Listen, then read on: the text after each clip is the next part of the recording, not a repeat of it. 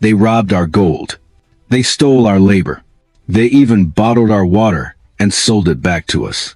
For centuries, they said, Africa could sweat, but never think Africa could fight. But only with weapons they supplied. Africa could eat, but only from grain they shipped across the ocean. They told Burkina Faso, a nation smaller than many Western cities, that it would remain forever dependent. They said, you will drink when we allow it. You will build only what we design. You will rise only when we lift you. But in August 2025, that lie shattered like glass. On a modest stage in Ouagadougou, Captain Ibrahim Traore refused to bow. He did not ask for aid. He did not wait for permission. Instead, he unveiled three creations that silenced the world. A salt-to-freshwater machine for villages, long abandoned by donors.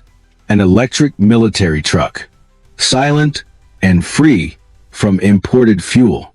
And a drone that plants seeds in African soil, promising harvest where hunger once ruled. Analysts called it the Burkina shock, because in that single moment, Africa was not the client, not the charity case, not the forgotten. Africa was the author. Burkina Faso was never meant to be in the headlines. A small, landlocked nation in West Africa, ranked among the poorest, with a GDP smaller than a Western city. For decades, outsiders described it with the same words: dependent, unstable, irrelevant. They called it a consumer of aid, not a producer of ideas. But in August 2025, the script tore apart. Captain Ibrahim Traore, a man many had underestimated, stepped onto a stage in Ouagadougou. The hall was simple, the atmosphere tense, but the weight of history pressed in. He was not there to ask for donations, not to present another foreign-funded project. He came to announce that Africa was done waiting. He unveiled three machines. They were not dreams, not prototypes from a European lab. They were built by African engineers, African students, African communities. And each one carried the same message: Africa can solve African problems. The first was a salt-to-freshwater system.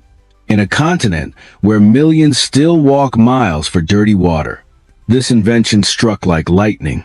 Designed to use minimal energy, tested under the burning Sahel sun, it produced clean water that could transform villages overnight. No bottles flown in by NGOs. No waiting for charity. This was independence, drop by drop. The second was the electric military truck, built for rough terrain, silent, emission-free, requiring no imported fuel. For Burkina Faso's army, it meant survival without reliance on Western supply chains. For global arms companies, it meant danger, because if Africa built its own defense, it no longer had to be a customer in someone else's war market. The symbolism was louder than the engine that powered it. The third was the agricultural drone. Small, practical, designed for African soil, not European estates. It could scan fields, plant seeds, monitor crops, and give farmers a new weapon against hunger. In a land where famine had been both tragedy and tool of control, this drone was more than a machine. It was hope taking flight. Analysts around the globe scrambled for words. They called it the Burkina shock, because it defied the order of things. The myth that only Silicon Valley, Europe, or China could innovate cracked wide open. Suddenly, Africa was not just in the conversation. Africa was leading it. The reaction across the continent was immediate. In Dakar, in Nairobi, in Accra, young Africans lit up social media. Images of the truck, the drone, the water system spread with pride. If Burkina Faso can do it, so can we.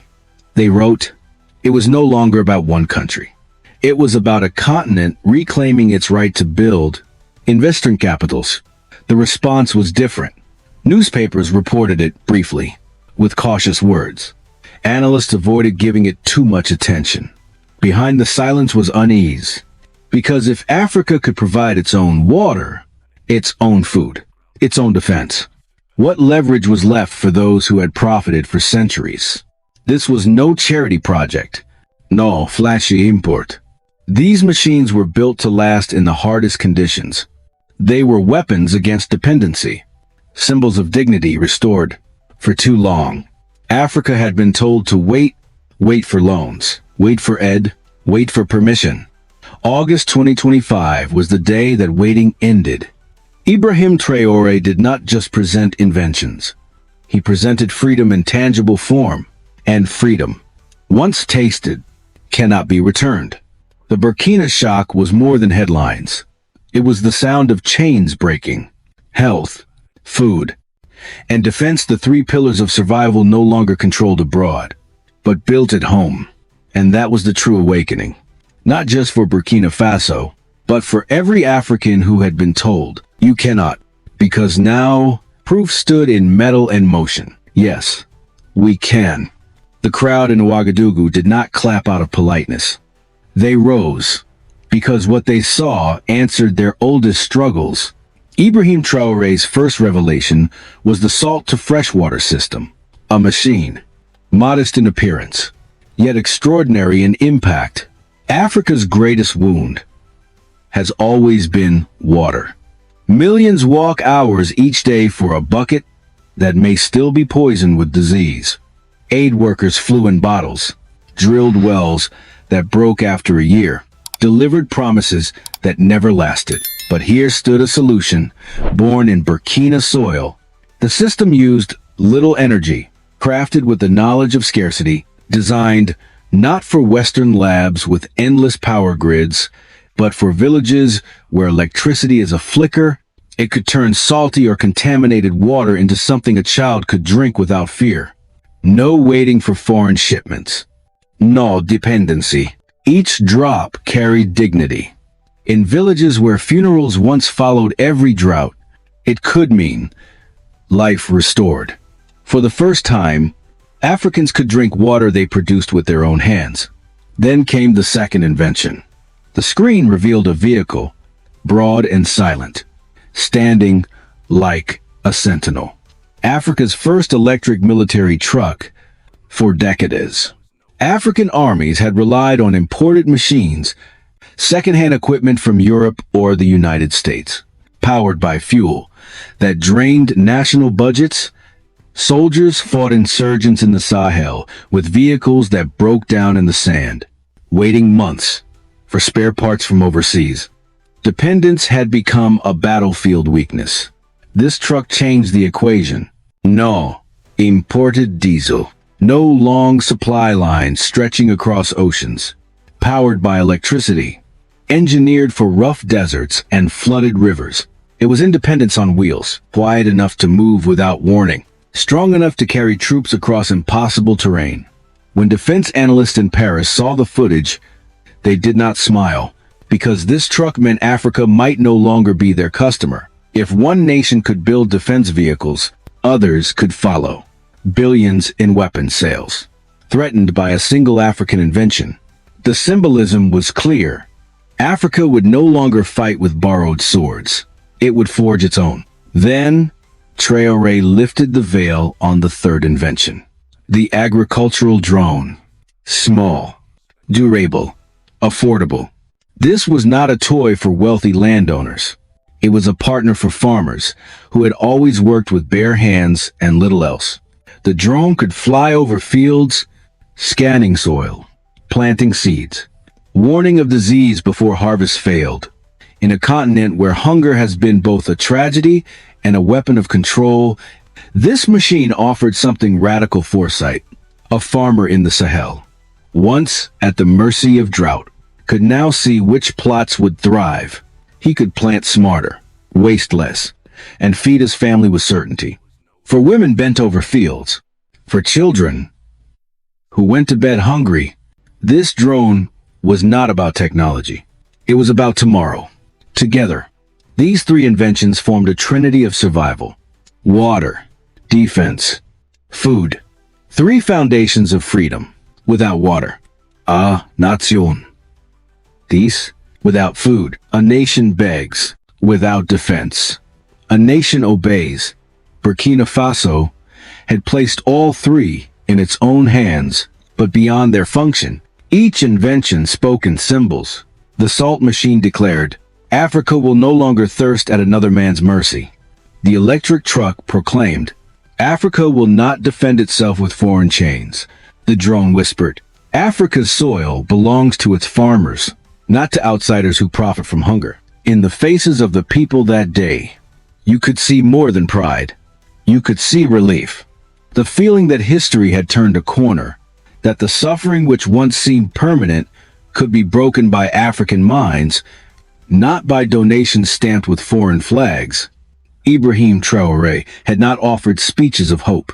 He had placed hope on wheels, in wings, in drops of water, and hope, once made real, is impossible to take back. The question hung heavy. If Burkina Faso could do this, what was stopping the rest of Africa? The news spread faster than the Harmattan winds. Within hours of Ibrahim Traore's announcement, images of the water system, the electric truck, and the drone flooded African social media. In Dakar, crowds gathered in cafes, pointing at phone screens, smiling, shaking their heads in disbelief. In Nairobi, university students chanted Traore's name as if he were one of their own. In Accra, radio hosts told listeners, "Africa has proved it can lead." The pride was electric. Young Africans who had grown up being told they must wait for Western aid now saw a different truth. Memes, hashtags, street posters, they all carried the same message. We don't need permission anymore. What mattered was not only the machines themselves, but what they represented. Dignity restored. Independence claimed. Proof that small nations could dream big and deliver. Contrast this with the reaction in Western capitals. Newspapers in Paris, London, Washington covered the story briefly, tucked into their technology pages, stripped of excitement. Television anchors spoke of interesting developments, but avoided calling them revolutionary. Behind the measured tone was unease. Analysts in think tanks whispered about lost markets. Water purification had been a billion-dollar business. Agricultural technology firms had made fortunes selling overpriced machines to African governments. Defense companies had relied on Africa as a guaranteed buyer. Now, in one moment, all of that looked uncertain. The silence was not ignorance. It was discomfort. If Burkina Faso could do this alone, what would stop Nigeria, Ghana, Senegal, Kenya from doing the same? If Africa no longer depended on imported water systems, imported food, imported trucks, how would the West maintain its grip? In Brussels, an official admitted privately, this could set a dangerous precedent. Aid as leverage will not work if they no longer need it. In Washington, defense analysts warned that African militaries might become less predictable buyers. In Paris, business lobbies pressed politicians to respond. But how could they? To criticize the inventions would expose fear. To praise them would empower a movement they could not control. And so the West chose silence. In Africa, that silence only amplified the celebration.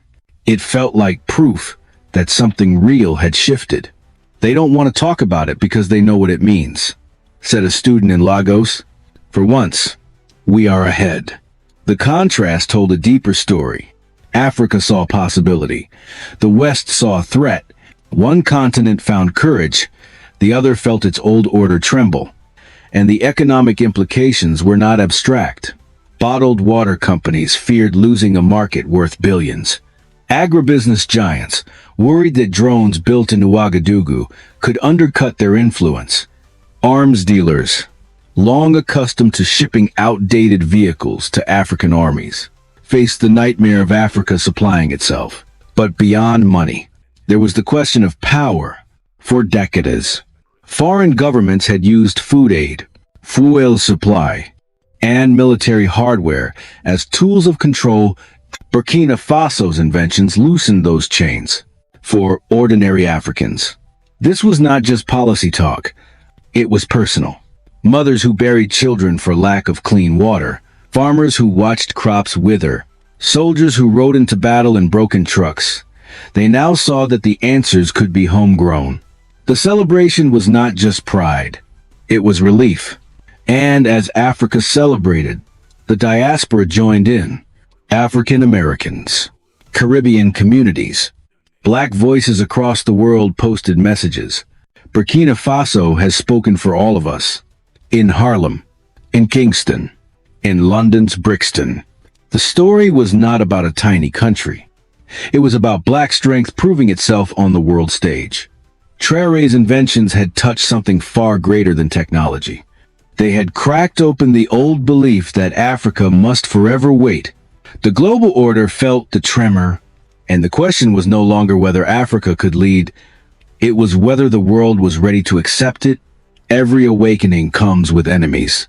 The Burkina shock, for all its glory, carried risks as sharp as any blade. Africans cheered, but the powers that had long treated the continent as a marketplace for aid and weapons did not clap.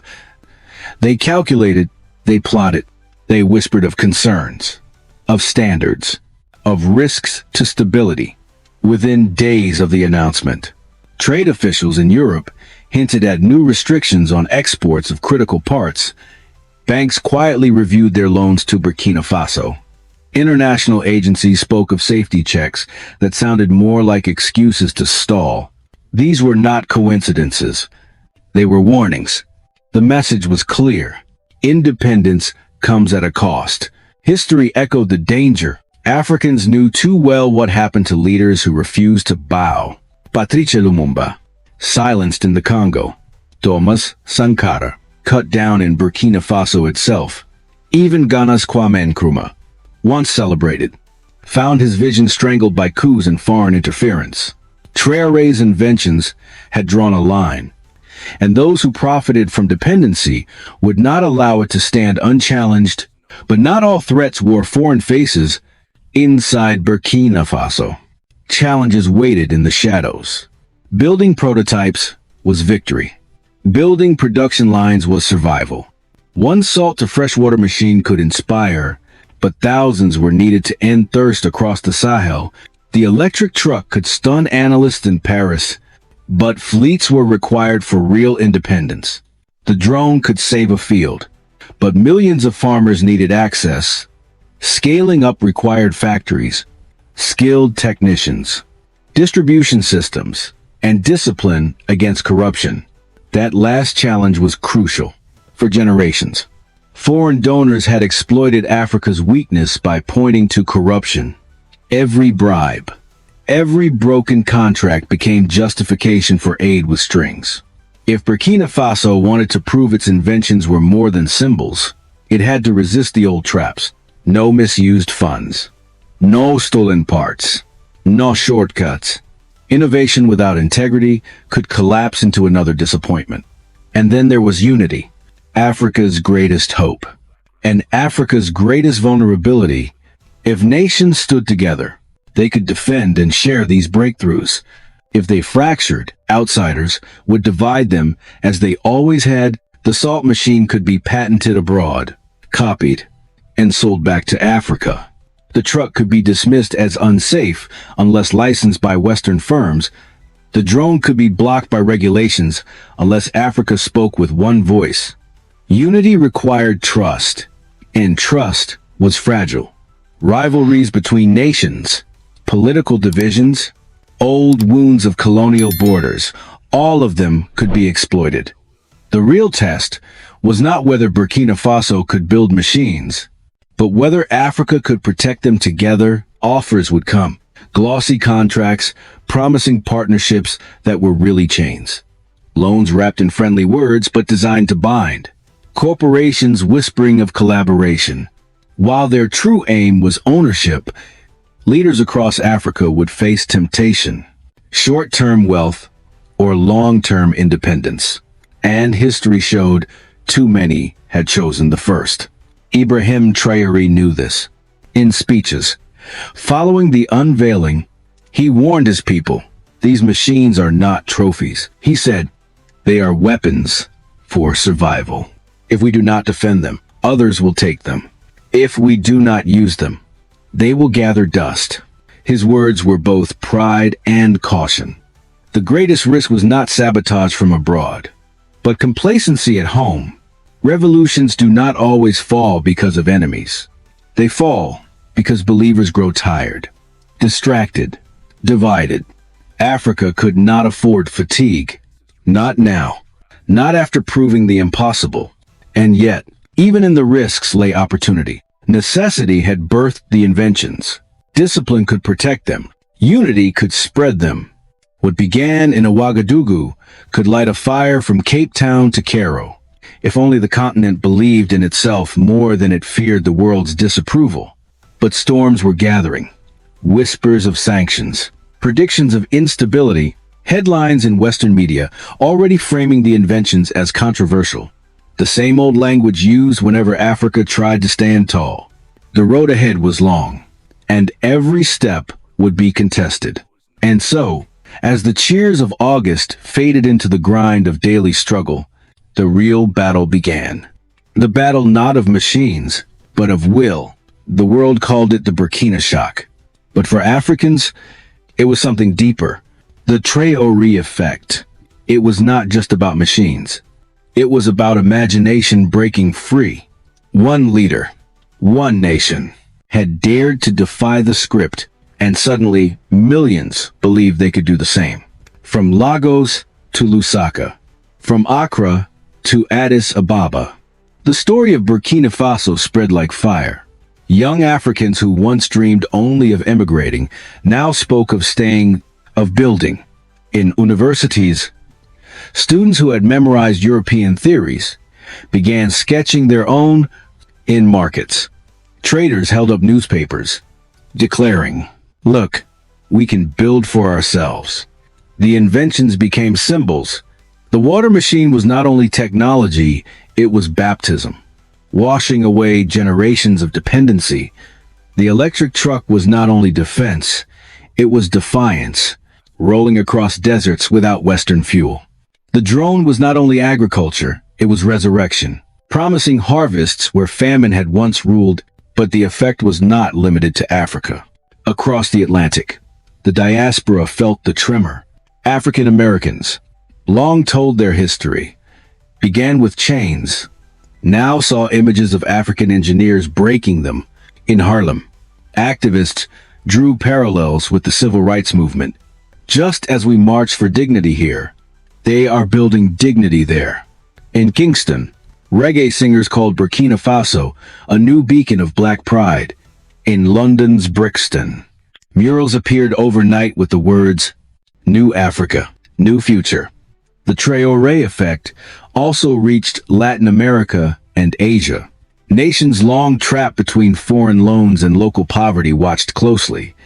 In Manila, commentators asked if the Philippines could build its own water systems. In Bolivia, farmers wondered aloud, if Burkina Faso could design drones for their fields, why not us? Suddenly, Africa was not the example of what could not be done, but of what was possible. Economists began speaking of disruption. If African nations adopted local inventions, billions in profits for foreign corporations could vanish. Bottled water imports could collapse. Western arms companies could lose markets. Agricultural giants could face competition from African soil itself. The Traore Effect was not only cultural, it was economic rebellion. Politically, it signaled something even larger. A shift in the balance of power. For centuries, small nations had been told to follow, to imitate, to obey. Now, one of the smallest had chosen to lead. In diplomatic circles, questions rose. What happens if Africa stops waiting for permission? What happens if the global South unites around self-reliance? But the most profound impact was emotional.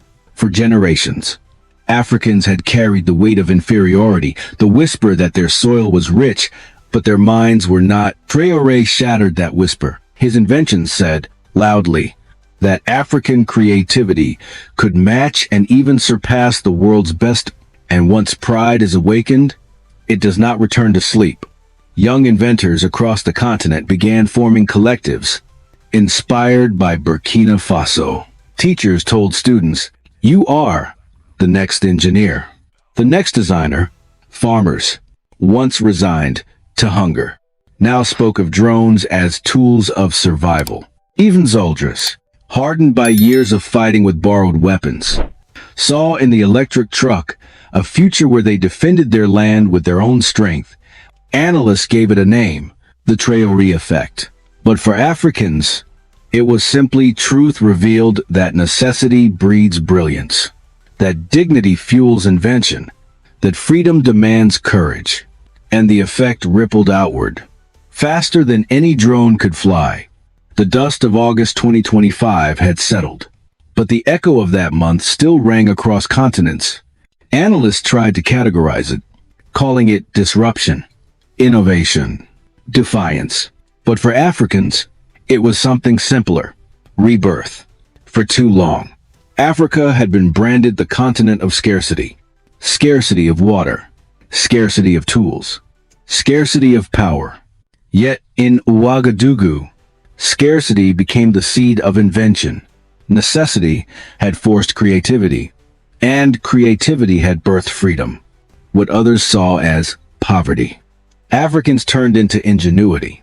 Ibrahim Traore's inventions were not just machines. They were declarations that the 21st century would not be owned by a handful of global capitals. They proved that the future could be authored in unexpected places, in languages the world had ignored, on soil the world had exploited. The salt-to-freshwater machine promised health security. No longer would villages beg for bottles of aid. The electric truck promised defense security. No longer would armies rely on hand-me-down weapons. The agricultural drone promised food security. No longer would farmers bow to imported machines too expensive for their fields. Health, defense, and food, the trinity of survival placed firmly in African hands, and that was the true revolution. Independence was no longer abstract. It was practical, mechanical, visible. It hummed in engines, glowed in circuits, flowed in water. This was not the first African awakening. History remembered Ghana's independence, Congo's brief moment of hope, Ethiopia's defiance against colonization. But those awakenings had been met with sabotage, coups, and assassinations. The question now was whether Africa had learned.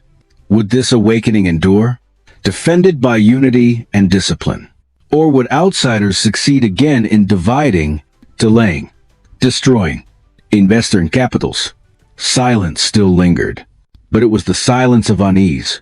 They knew the implications. Billions in lost markets, aid stripped of its leverage, weapons sales threatened by local production, the old balance of power shifting southward. They whispered of risks, instability, Africa moving too fast. But beneath the language of caution lay fear. In Africa, the language was different. I hope, pride, dignity. Mothers told their children, "Look, we can build too." Elders, long resigned to dependency, saw proof that their soil still carried promise. Youth spoke of staying, of building, instead of fleeing across the sea. And across the diaspora, from Harlem to Haiti, from Kingston to London, the story was claimed as their own. New Africa, they wrote on walls, on posters, on screens. Africa Rize. They chanted at rallies. The inventions had crossed borders not as exports, but as inspiration. The Traore Effect had become something larger. The possibility of a technological century authored by Africa itself. Just as Asia had risen in the 20th century through industry, Africa now had the chance to rise through innovation born of necessity. But opportunity is not destiny. The path ahead was clear and difficult. Africa had to invest in its people, protect its inventions, resist the old traps of corruption and division. It had to defend not only its machines, but its dignity. The road was dangerous, but the alternative was worse. A return to silence, to dependence, to waiting. Ibrahim Traore himself spoke the words that carried weight beyond Burkina Faso. This is not about one nation. It declared, this is about a continent, proving it will no longer wait for permission. And so the century turned, not toward endless waiting, but toward building, not toward borrowed dreams, but toward African blueprints. The world may resist, powers may plot, but one truth cannot be reversed. Africa has already taken its first steps into a future of strength, dignity, and freedom. The century ahead belongs to those who dare to build it. And Africa has begun. They told us Africa would never build. They told us we would always beg, always borrow, always kneel. But August 2025 proved them wrong. Burkina Faso showed the world that water, defense, and food, the foundations of survival, can be forged by African hands. This was not just a shock. It was a beginning. The Burkina shock became the Traore Effect.